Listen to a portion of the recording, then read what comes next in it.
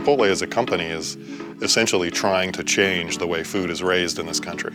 And we're doing it in our restaurants by serving ingredients that are raised responsibly. There's only so much one restaurant brand can do, so we're actually trying to change public opinion. We're trying to get people interested in where their food comes from, how it's raised. It's basically telling stories about how food is raised in an entertaining way. People don't want oil in their food chain. Well, sure they do. There's olive oil, peanut oil. I would definitely say it was a bit of a dream when Chipotle calls and says they want to take a meeting with you. We had no idea why.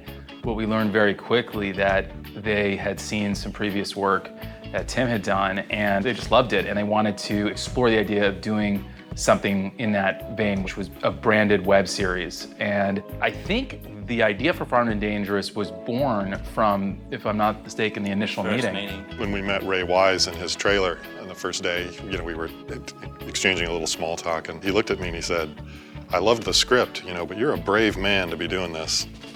Meaning, what the hell are you doing? Like, what is this unbranded content? It is, I think, maybe the new frontier in marketing. It's storytelling at its heart. Petrol pellet is a game changer. Farmed and Dangerous basically takes this idea and tries to simplify it by just simply creating this fictitious product, which is called Petro Pellet, created by this company, Animoil.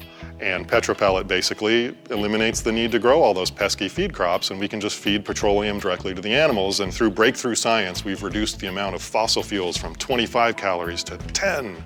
Is that 10? No, 12.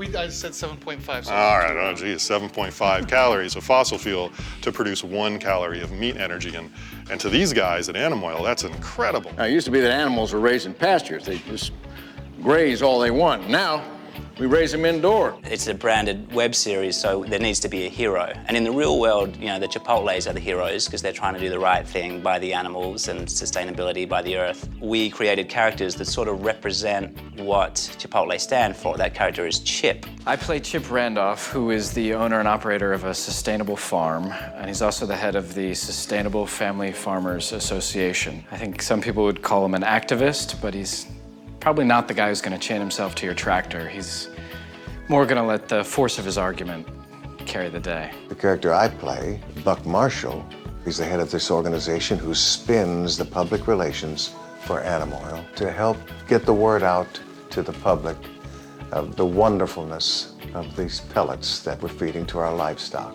Therein lies the story. I didn't really know that much about what factory farming necessarily included or what genetically modified products included, but more and more you hear on the news and read in the paper that this is becoming a hot topic. I think what it shines on is a very real issue for what we're living. Where does our food come from? How is our food handled? How are we gonna feed all these people? And all these things come up, and they do it very lightly. Nothing's jammed down your throat. It's told in a humorous way also, but it's very real. I hope Farmed and Dangerous actually inspires other brands to stand for something.